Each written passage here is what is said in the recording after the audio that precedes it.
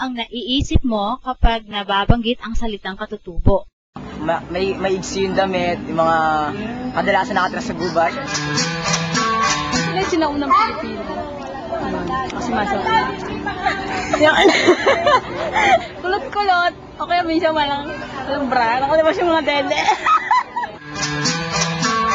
Mga nakatira sa bundok, malalayo sila, hindi sila nakatira dito. Yellow ang ngipin. Hindi nagtutoothbrush, maraming tinga. Kulot, sabog ang ulo.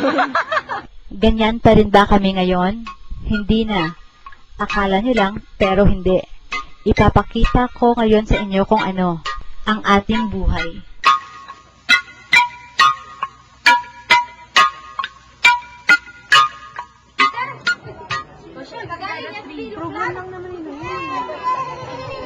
Sa kasalukuyan, 35 pamilyang ati ang naninirahan sa bayan ng Montalban, Rizal sa Sitio Maislap.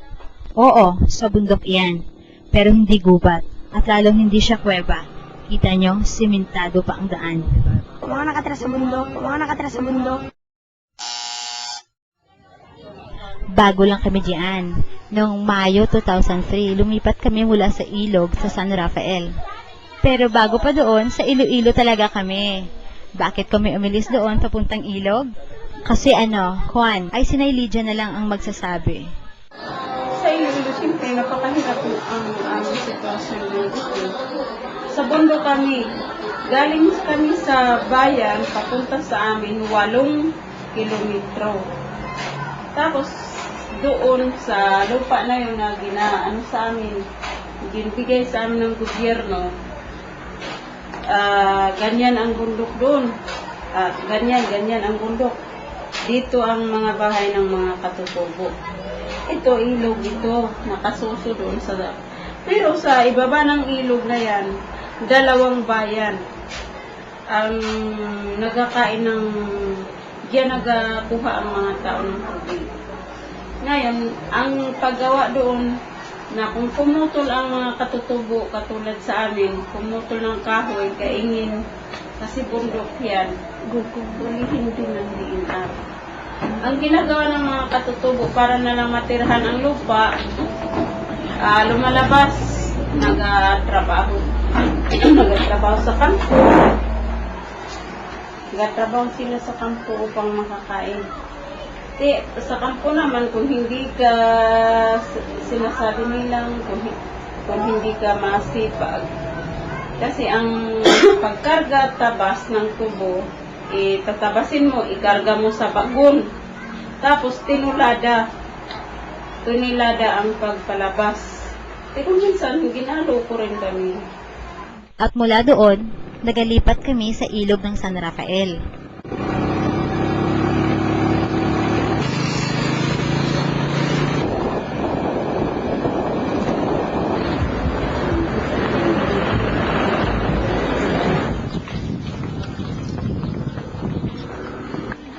Tatawid pa kayo.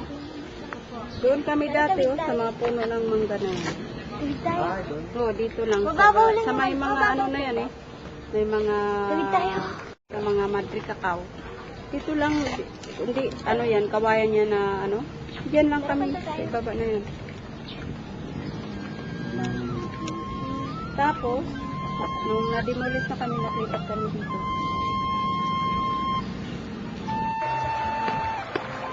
Ayan, dyan kami dati, bago sa tinitirahan namin ngayon. Dyan na rin ako pinanganak. Naalala ko pa nga naliligo kami dyan, kami mga batang ate. Yang mga yan, hindi na yan ate.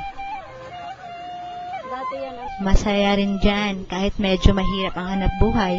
Kaso, Na-demolish kami doon sa... Dati nang tinitirahan sa sapa ng San Rafael. Yung Wawa River. Tapos, na-demolish kami, wala na kaming lilipatan. Pumunta kami ni tatay mo sa NCIP. Wala rin lupa ang NCIP na palipatan sa amin. Nakadating kami sa sinasabing Kapitol, sa kay gobernador. Ganun pa rin ang nangyayari. Sabi, dadalhin kami doon sa Pinugay. Kaso doon sa Pinugay naman, pinag-aagawa ng Antipolo at sa Katanay. Pinabalik kami dito sa San Mateo. Pagdating namin, yan na kami ilidalhin ng gobernador sa San Mateo. Tinanong ako ni Konsehal Alcaraz kung saan kami dadalhin ng gobernador. Kung talaga bang doon sa Tanay, sa Pinugay. Sabi ko hindi so, nandiyan lang sa San Mateo, sa may Banaba. Ay, kung doon na naman kayo, dadalhin nila sa Banabanay, ibalik ko na lang kayo doon sa Harangan. Akala ko yung Harangan dati ito. Sabi naman ni Ma'am Hironis na tribal team ng CIP, Cultural Minorities. Sabi niya, titingnan namin ang lupa. At tinignan namin ni tatay mo, hinatid kami dito ni Konsehal Alcaraz ko.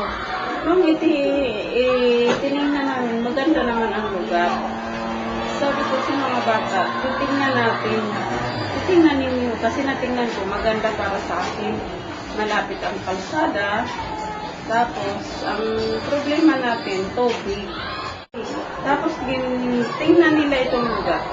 Magustuhan rin nila, kaya iliniglas kami dito ng lokal na pamilya.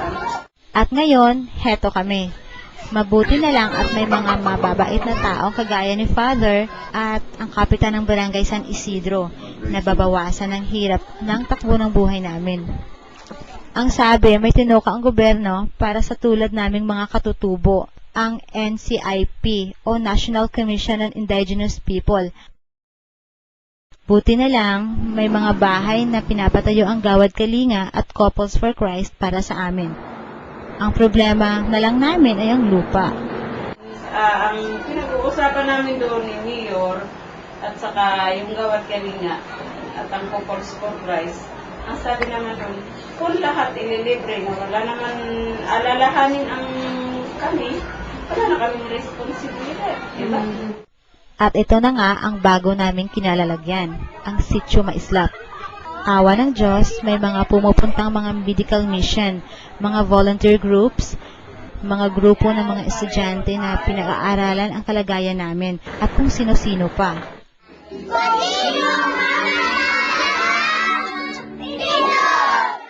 Napanood ko dati sa Pinoy Big Brother, noong may pinadalang mga katutubo sa bahay ni Kuya.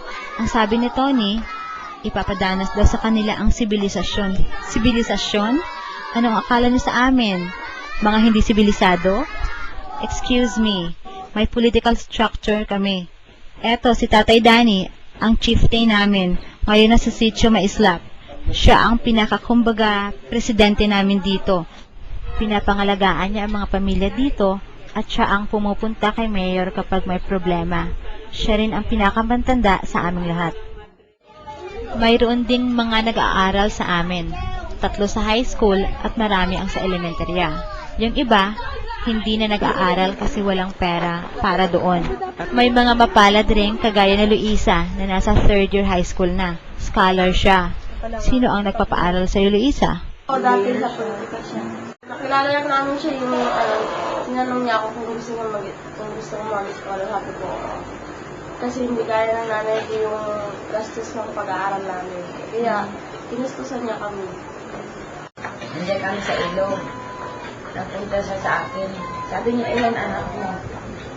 Sabi ko, 4. Sabi niya, pumapasok na ba ito sila? Sabi ko, hindi pa. Sabi niya, may mga binyag na yan. Sabi ko, wala. Pinabinyagan namin sa, dito sa may simbahan ng Montalban. Tapos, nung grade 6 na sila, nahirapan na ako. Kasi sa high school naman, hinahanapan kami ng restro. Sabi ko doon sa may, itago kami kasi kahit saan nang nagapahanap kami. Kasi siya sa amin sa bundok, wala ko yung ganyan. Kami lahat dito, Romano Katoliko. May nagtanong nga dati, nung hindi pa po kayo nabibinyagan, sino po yung sinasamba nyo? Yung mga puno? Mga ganyan po ba? talaga kasi simulat na po yung mga magulang. Nagdiriwan din kami ng Pasko at pumupunta sa simbahan kapag mahal na araw. Alam namin na sa ngalan ni Kristo, pwedeng mapaalis sa mga masasama. Teka, ano iyang ginagawa mo, ate? Kapag injection para sa kabila. Malagay mo na siya. Ano nilalagay niyo ate? Nilalagay niyo siya sa loob ng yarn? Nilalagyan namin ng... Ate, di ba ganito? Nilalagay mo ng yarn tapos... siya sa laso. Tawas, di ako marunong. Bukod sa contraction, yan kadalasan ang hanap buhay ng mga ate dito. Ang pagtitinda ng bracelets, yung iba naman, mga panghilot at herbal. Dito sa Maislap, si Mang Juan ang pinakakilalang manghihilot at tagagawa ng herbal. Sa ilog pa lang kami nakatira, yun na ang pinagkakaabalahan niya. Noong minsang sumakit ang tiyan ko, kay Mang Juan ako pumunta. Pakita niyo nga sa kanila, Mang Juan. Bibilin mamaya ng dito sa bahay, mamaya. Ipadadala daw niya sa nanay niya. Sarap yan. Anong halaman po yan? Balat na kahoy yan na binibilat tapos pinupulbos para kumbaga sa ano, pag emergency, pwede mainom ang dimano. Samot-saring gamot para sa samot-saring karamdaman. Mang Juan is the man. Subalit hindi lahat kay Mang Juan tumatakbo. Hindi rin kasi lahat naniniwala sa tawas at hilot. Kasi hindi naman ako kadalasan na nagpapahilot talaga sa anak ko, hika na yun. Kasi sabi ng doktor, sa ganyan daw na mga bagay, hindi naman pwede na ihilot yan. Doktor talaga ang kailangan, kaya kahit ganito ako, pero kung minsan ang paniniwala ng tao, hindi pantay-pantay. Ako may sakit ang anak ko, hindi na ako nagtatakbo sa mga ganyan. Doktor na antimano. Kasi sa doktor, biro mo pinaghirapan niya, pinag-aralan. Kasi kung minsan, parang ano ako parang dalawang isip. Moderno na rin kami. Naniniwala na rin kami sa nagagawa ng agham sa kalusugan. Ngunit kung epektibo naman ang herbal o tawas ni Mang Juan, syempre, ang iba doon na sa kanya, mura pa.